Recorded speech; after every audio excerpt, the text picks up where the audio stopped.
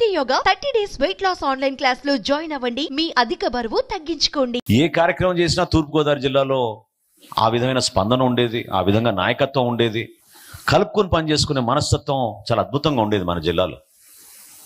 దుర్గేష్ గారి సారథ్యంలో ఆ రోజున మొట్టమొదటి కార్యక్రమం మనం చేసింది. ఆ రోజు మత్స్యకారుల కోసం ఒక భరోసా కార్యక్రమం, ఒక పాదయాత్ర ప్రారంభించుకుంటారు మన నానాజీ గారి కాన్స్టిట్యున్సీ నుంచి. ఇక్కడి నుంచి నాయకర్ గారి కాన్స్టిట్యున్సీకి నర్సాపురం వరకు పాదయాత్ర చేసాం, మత్స్యకారులకు ఒక భరోసా కల్పించడానికి కోసం. ప్రభుత్వంలో ఆ రోజున ఒక మీటింగ్ చేయాలంటేనే భయపడేవాళ్ళు.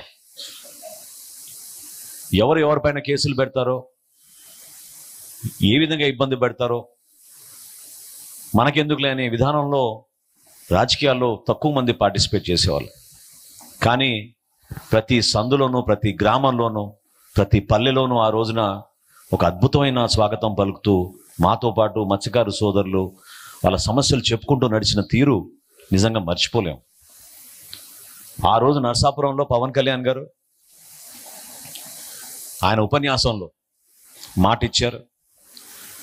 ప్రభుత్వం ఆ రోజు జారీ చేసిన జియోని, ఏదైతే మత్స్యకారుల సంపద కోసం వ్యతిరేకంగా కార్పొరేటైజేషన్ చేయాలనే ఉద్దేశంతో ఒక జియో తీసుకొచ్చి 117 జియోని బహిరంగానే పవన్ కళ్యాణ్ గారు రోజు చించేసి, దీన్ని మాత్రం ఖచ్చితంగా మీరు ఎవరు కూడా ఖాతరు చేయబాకండి, మేము నిలబడతాం మీతో అన్నారు.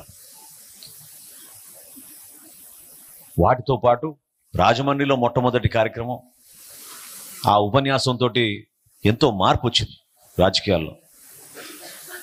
గుంతలు పూడ్చే కార్యక్రమం గుడ్ మార్నింగ్ సీఎం సార్ అని మనం ఆ రోజు ప్రారంభించుకున్నప్పుడు రాష్ట్ర వ్యాప్తంగా సోషల్ మీడియా ద్వారా మన జన సైనికులు, వీర మహిళలు, నాయకులు, యావత్ ఆంధ్రప్రదేశ్, తెలంగాణ నుంచి కూడా ఎంతో మంది పాల్గొని ఒక అద్భుతమైన డిజిటల్ క్యాంపెయిన్ చేసుకుంటూ మన ప్రజల్లోకి తీసుకెళ్ళాం.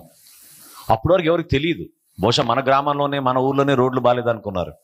కానీ అనంతపూర్లో కూడా ఈ విధంగా ఉంటుందా, శ్రీకాకుళంలో కూడా ఈ విధంగా ఉంటుందా, గుంటూరు జిల్లాలో కూడా ఈ విధంగా ఉంటుందా అనే ఆలోచన దృశ్యాల ద్వారా వాళ్ళు చూసి ఆశ్చర్యపోయి ప్రజలు మేలుకున్నారు. దుర్మార్గంగా బట్టలు నొక్కే కార్యక్రమం పెట్టి అద్భుతమైన సంక్షేమం చేసేస్తున్నాం, ప్రజలకి ఎంతకన్నా ఏం కావాలి అనే ఆలోచనతో మూర్ఖంగా వాళ్ళు చేసిన పరిపాలన ఎంత నష్టపోయామో మీరు చూశారు. ఈ రోజున కేవలం గుంతలు పూడ్చడానికి 1600 కోట్ల రూపాయలు కేటాయించుకున్నా కూడా పూర్తి స్థాయిలో సరిపోవడం లేదు. కొత్త రోడ్లు కాదు సుమా, గుంతలు పూడ్చుకోవడానికి అంత దుర్మార్గంగా వ్యవస్థల్ని నాశనం చేశారు. జనసేన పార్టీలో ఉన్న నాయకత్వం ఎప్పుడు కూడా నిస్వార్థంగా ప్రజలకి అంకిత భావంతో పనిచేసే మనస్తత్వం, ఆ ఆలోచన ప్రజల్లో రావాలి, ప్రతి ఒక్కరిలో రావాలని పవన్ కళ్యాణ్ గారు పదే పదే మా మీటింగ్లో చెప్పి మిమ్మల్ని అందరినీ కూడా ఉత్తేజపరుస్తూ ఉంటారు. ఎందుకంటే ఆయన నమ్మింది ఒకటే, మన లాయల్టీ మన ప్రజల కోసం, అంతేగాని మన లాయల్టీ ఒక నాయకత్వం కోసం, ఒకరి కోసం కాదు. అదేవిధంగా జనసేన పార్టీలో ఉన్న జన సైనికుడు, వీర మహిళ కూడా మీకున్న లాయల్టీ మన పార్టీ అధ్యక్షుడు పవన్ కళ్యాణ్ గారి పైన. మీరు ఆ నమ్మకాన్ని ప్రజల్లో తీసుకెళ్ళడానికి ఒక చక్కటి వేదిక మన పార్టీ. చిన్న చిన్న డిస్టర్బెన్సెస్ ఉంటాయి సహజంగానే, అవి కమ్యూనికేషన్ డిస్టర్బెన్సెస్ అవ్వచ్చు, ఒకరు వ్యక్తిగతంగా పడకపోవడం వల్ల సోషల్ మీడియాలో కొన్ని కామెంట్స్ ఉండొచ్చు.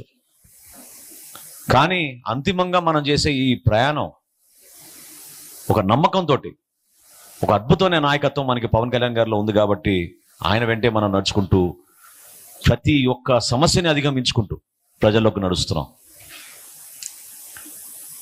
ఈరోజు ఎంతో బాధ్యత పెరిగింది మనకి. జనసేన పార్టీ పొత్తులో భాగంగా భారతీయ జనతా పార్టీ, తెలుగుదేశం పార్టీతో కలిసి రాష్ట్ర ప్రయోజనాల కోసం, రాష్ట్ర అభివృద్ధి కోసం, రాష్ట్ర భవిష్యత్తు కోసం ఎక్కడ కూడా మన ఈగోని మనం పెంచుకోకుండా తగ్గి పనిచేసే పరిస్థితుల్లో పవన్ కళ్యాణ్ గారు మనని అద్భుతంగా ముందుకు తీసుకెళ్తున్నారు. ఆ నాయకత్వం ఎందుకు ఆయన ఆలోచించి ప్రతి అడుగు వేస్తున్నారంటే, ఏ ఒక్క పొరపాటు జరిగినా ఆంధ్రప్రదేశ్ నష్టపోతుంది. ఏ ఒక్క పదం పొరపాటున మనం మాట్లాడినా మన బిడ్డల భవిష్యత్తు నష్టపోతారు. రాష్ట్రానికి మేలు జరగాలి, ప్రజలకి మంచి జరగాలి. కష్టమైన ఏదైనా మొన్న అసెంబ్లీలో చాలా అద్భుతంగా మాట్లాడి చెప్పారు. సమస్యలు ఉంటాయి, కుటుంబంలో సమస్యలు ఉన్నప్పుడు మేము మాట్లాడుకుంటాం. అంతేగాని సమస్యల వలన పొద్దులో చాలా పెద్ద సమస్య వచ్చిన భావన మాత్రం రాకుండా చూసుకునే బాధ్యత మా అందరిపైన ఉంది, దాన్ని నిలబెడతాం అనే మాట ఆయన చాలా అద్భుతంగా చెప్పారు. 15 సంవత్సరాలకి మేము అంకిత భావంతో పనిచేస్తామనే చాలా గొప్ప మాట ఆ రోజు ఆయన శాసనసభలో అన్నారు. ఏ రాజకీయ పార్టీ నాయకుడైనా అధ్యక్షుడైనా ఆ విధంగా చెప్తారో మీరు చెప్పండి? తన భవిష్యత్తు గురించి ఆలోచించుకోకుండా మన భవిష్యత్తు, అది నా భవిష్యత్తు కాదు, మన భవిష్యత్తు, మన రాష్ట్రం కోసం ఆ నిర్ణయం తీసుకుంటున్నా అనే మాట ఆ రోజు ఆయన శాసనసభలో చెప్పిన విధానం మీరందరూ కూడా చూశారు. నిలబడాల్సిన సందర్భం ఇది. పొత్తులో భాగంగా రాజకీయాల్లో మన అందరికీ కూడా ఆకాంక్షలు ఉంటాయి, ఎన్నో పదవులు ఆశిస్తాం. స్థానికంగా చిన్న చిన్న సర్పంచ్ ఎలక్షన్ నుంచే మనం ఉంటాం, ఏ విధంగా పోటీలు పడుతూ ఉంటామో. కానీ ఈ ప్రయాణం 3 పార్టీలు కలిసి కష్టపడి ముందుకెళ్తున్న ఈ సందర్భం చాలా విలువైన సందర్భం. దాన్ని మనం నిలబెట్టుకోవాలి. ఆ కార్యక్రమాన్ని ప్రజల్లో తీసుకెళ్ళడానికి నిజాయితీగా మనం ఏ మాత్రం కూడా ఎక్కడ కూడా అభిప్రాయ భేదాలు లేకుండా ప్రజలకు నమ్మకం కల్పిస్తూ మనం ముందు తీసుకెళ్ళాలి. సుమన్ టీవీలో మీ పర్సనల్ అండ్ బిజినెస్ ప్రమోషన్స్ కోసం కింది నెంబర్కి కాంటాక్ట్ చేయండి.